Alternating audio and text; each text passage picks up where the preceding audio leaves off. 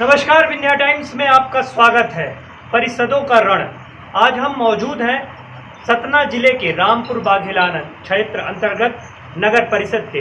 हमारे साथ तमाम परिषद के प्रत्याशी हैं। हम सबसे बात करेंगे और जानेंगे कि इस क्षेत्र में कौन सी प्रमुख समस्याएं हैं जिनको लेकर यहाँ पे चुनाव होंगे, और क्षेत्र में जब प्रत्याशी जा रहे हैं तो किस तरह की समस्याएं क्षेत्र में देखते हैं, और सबसे बड़ा कि प्रमुख मुद्दे कौन है इस क्षेत्र के। मैं सबसे पहले बात करना चाहूँगा, हमारे साथ रामपुर बाघेलान क्षेत्र के पूर्व नगर परिषद अध्यक्ष हैं, मैं उनसे बात करूंगा। और फिर हमारे साथ रामपुर बाघेलान के कांग्रेस के प्रत्याशी रहे रामशंकर प्यासी जी हैं, हम उनसे भी बात करेंगे। तो पहले तो आपका बहुत स्वागत करना चाहूँगा विंध्या टाइम्स में। सर, मेरा नाम शत्रुंजय सिंह है, मैं वार्ड कांग्रेस से प्रत्याशी हूँ। और सर, मैं आपका स्वागत करता हूँ रामपुर बाघेलान में। साथ ही जो व्यक्ति सुन रहे हैं उनके चरण पर सकल वंदन करता हूँ। हमारे रामपुर में जो चुनाव हो रहे हैं ये एक तरह के आतंक के साए में हो रहे हैं। यहाँ पे भाजपा के जो बड़े नेता हैं उनका बोलबाला है। आज हम लोगों ने इस संबंध में एसडीएम को महोदय को ज्ञापन भी सौंपा। अभी हाल में क्या हुआ कि मेरे वार्ड में कुछ भाजपाई नेता आके उन्होंने ये कहा कि ईवीएम में जब वोट डालेंगे आप तो उसकी फोटो खींच के उसे आप हमारे बड़े नेताओं को दिखाएंगे। किस तरह का आतंक चल रहा है, ये विधायक जी ने कहा। जी सर, ये हमारे विक्रम सिंह जो व्यक्ति हैं, मैं पूर्व में वो मेरे विरुद्ध अध्यक्ष के चुनाव लड़ चुके हैं। मुझे कांग्रेस से टिकट मिली थी, उन्हें भाजपा से मिली थी। उनका स्पष्ट कहना है कि आप वोट डाल के फोटो खींच के उसको हमको वोट देगा तो भी माना जाएगा, वरना किसी का घर गिराने की बात करते हैं, किसी को दहशत देते हैं। इस तरह का आतंक का साया है। इस संबंध में हम लोगों ने एसडीएम साहब को ज्ञापन भी दिया। दूसरी बात, अब देखिए पूरे वार्ड में हर 11 वार्ड, 12 वार्ड, 13 वार्ड रातों रात मुर्ग बिछाई जा रही है और मुर्ग को रातों रात बिछाया जा रहा है। ये चुनाव आचार संहिता के उल्लंघन है। खंभे गाड़े जा रहे हैं, लेकिन न एसडीएम, न तहसीलदार साहब, न कोई भी अधिकारी सुनवाई नहीं कर रहा है। हम तो आप पत्रकार महोदय के आश्रित हैं, शायद आपके द्वारा ही हमारा उद्धार हो सके। हमारे ये पूरे 15 वार्ड के प्रत्याशी आज बैठे में जो ज्ञापन दे के आए हैं। इसी तरह से इन्होंने खुले मंच में कहा कि हमने 32 करोड़ का काम रामपुर नगर पंचायत में कार्य कराया। हम ये पूछना चाहते हैं इस चैनल के माध्यम से, वो 32 करोड़ कहाँ है? आके खुले मंच में हिसाब दें कि 32 करोड़ में आपने क्या काम कराया। अगर वो सही उतरते हैं तो हम लोग सब उनको समर्पित है, तैयार हैं। लेकिन आम जनता तक ये बात तो पहुँचे। और जहाँ तक हम लोगों का आगामी जो मुद्दा है, सबसे महत्वपूर्ण है पेयजल का मुद्दा हम लोगों के सामने। कि मैं जब यहाँ से निकलता हूँ देखता हूँ कि टैंकरों में पानी जा रहा है और लोग बाल्टी से पानी भर रहे हैं। अगर मेरी परिषद आती है तो हम लोग पाइपलाइन के द्वारा पानी का उनको सप्लाई करेंगे। मैं सन 95 से लेकर 2000 तक नगर पालिका अध्यक्ष था। मेरी एक योजना चलाई थी सगौनी वार्ड में। वहाँ पे ये था कि हर व्यक्ति बोलता था कि हमारे यहाँ बोर कर दीजिए, पानी दे दीजिए। हमने क्या किया कि एक सरकारी बोर था, पूरे गाँव वालों को इकट्ठा करके एक योजना बनाई और उसमें हमने पाइपलाइन डाल के सप्लाई किया।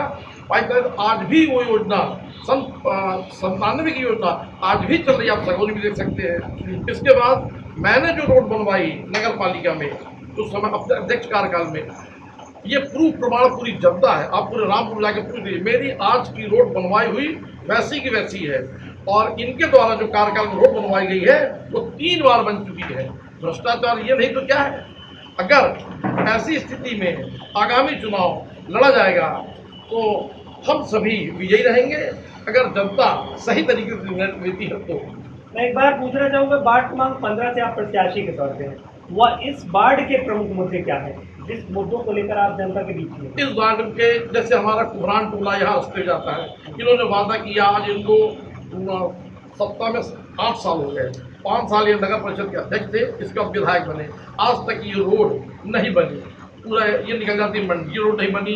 अब बाजार की नाली की समस्या देख लीजिए, बाजार में जाएंगे तो नालियाँ ऐसी इतनी गहरी खोद दी गई है जिसका कि कोई सीमा ही नहीं है। लोग परेशान होने के अलावा और गंदगी के अलावा कुछ नहीं हो रहा है।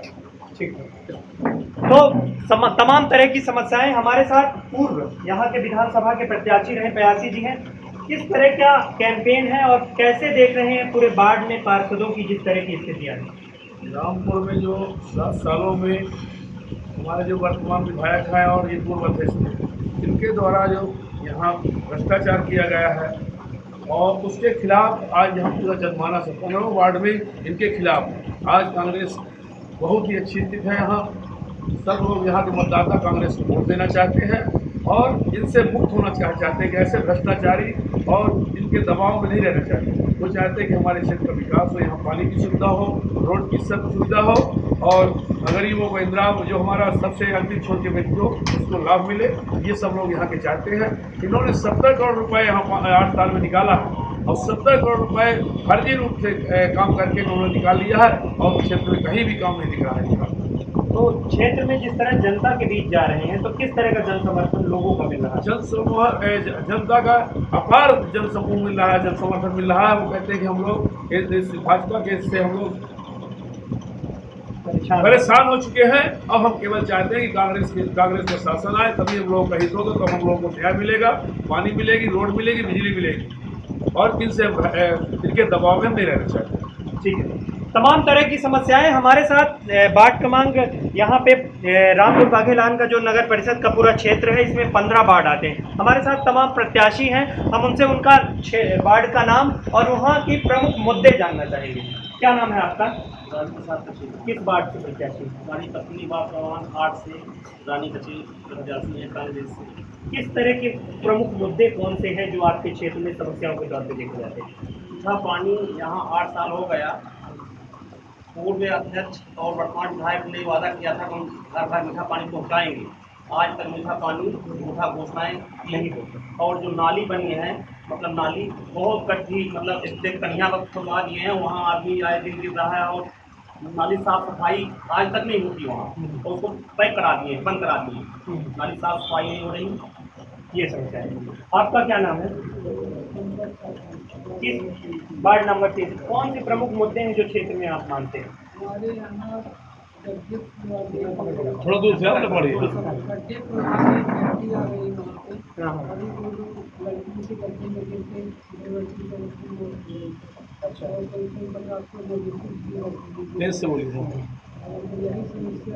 जनता का किस तरह समर्थन मिल रहा है जिस तरह आप जा रहे हैं? अच्छा अच्छा, ठीक है। क्या नाम है आपका? जावेद प्रसाद केवट। कौन से वार्ड से आप प्रत्याशी हैं और किन मुद्दों पर आप यहाँ पे चुनाव हो रहे हैं? मेरी पत्नी उमा केवट वार्ड नंबर 2 के प्रत्याशी हैं। हम लोग जनता से यही कह रहे हैं कि अगर आप पार्षद बनाकर ले आते हैं तो मैं आपकी रोड बनवा दूँगा, जो 8 साल से अभी नहीं बनी है। एक बार मैं पार्षद हुआ था तो वो माटी में करवा दिया था, आज तक वहाँ मुड़ नहीं पड़ी है। तो सब लोग ये कहते हैं कि लड़ो हम लोग जाएंगे। ठीक है। आप क्या नाम है आपका? कौन से वार्ड से प्रत्याशी हैं? कौन से प्रमुख मुद्दे हैं आपके क्षेत्र में जिसके मामले में? हमारे वार्ड में कई समस्याएं हैं, न रोड है न नाली है, दोनों का अवैध उत्खनन हो रहा है और मरी कचरा फेंका जा रहा वहाँ की दुर्गंध जाती है। यही सारी मुद्दाएं हैं। आवास नहीं मिला गरीबों का, ये सब मुद्दों को लेकर मैं कांग्रेस पार्टी से प्रत्याशी हूँ। इसके बाद में विकास करूँगा। आप वो बगल आप आ लीजिए क्या नाम है आपका? किस वार्ड से प्रत्याशी हैं? कौन से प्रमुख मुद्दे हैं क्षेत्र में जो जिनको लेकर जनता के बीच में समस्याएं देखते हैं?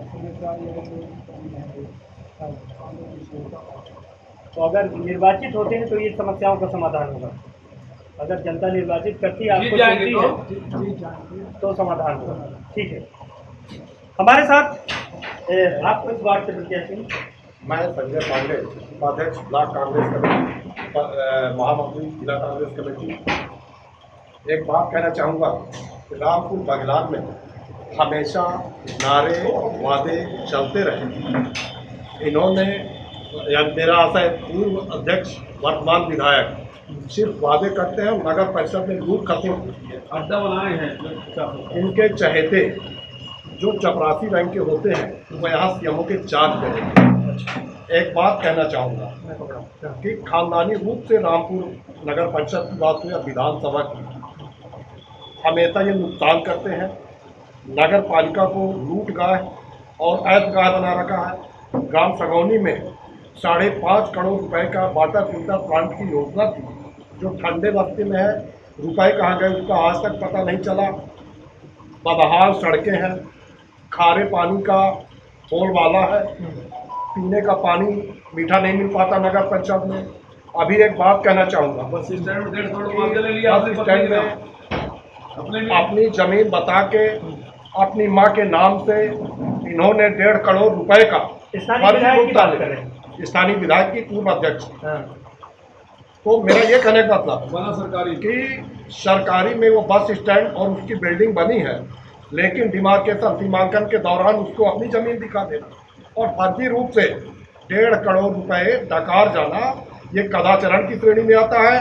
मैं रामपुर बघेलान नगर परिषद के क्षेत्र की संपूर्ण जनता का आह्वान करता हूँ कि इस भ्रष्ट कुशासन से अगर मुक्ति पानी है तो सभी वार्डों में कांग्रेस प्रत्याशियों को जिताया जाए और एक नया बिहार, एक नया सवेरा हो रामपुर बघेलान में। और मैं ये कहता हूँ कि हे जनता जनार्दन, हर हर महादेव के उद्घोष के साथ इन आधुनिक महिषासुरों पर टूट पड़े। हर हर महादेव। क्या तो सीधे तौर पर स्थानीय विधायक पे ऊपर आरोप लगे हैं कि यहाँ पे कदाचार जैसी और यहाँ पे भ्रष्टाचार के यहाँ पे जितने भी वार्ड मेंबर हैं सबने आरोप लगाए हैं और ये कहा गया है कि यहाँ पे जो स्थानीय विधायक है और उनका पूरे परिवार के ऊपर आरोप लगाते हुए और उनके ऊपर पक्षपात पूर्ण राजनीति का आरोप लगाया। हमारे साथ किस तरह की राजनीति यहाँ पे देखते हैं? यहाँ हमेशा एक परिवार का पूरा कब्जा रहा है, नगर परिषद हो या विधानसभा हो, और हमेशा इन लोगों ने लूट की है और जनता के साथ अहित किया है, कभी जनता का भला नहीं किया है। और फिर से वो चाहते हैं कि हम फिर बने और फिर खाएं। इसलिए हम जनता से अपील करते हैं और आम नागरिक की हैसियत से कि उनको उखाड़ के फेंके, तभी जाके रामपुर का विकास होगा और जनता का विकास होगा।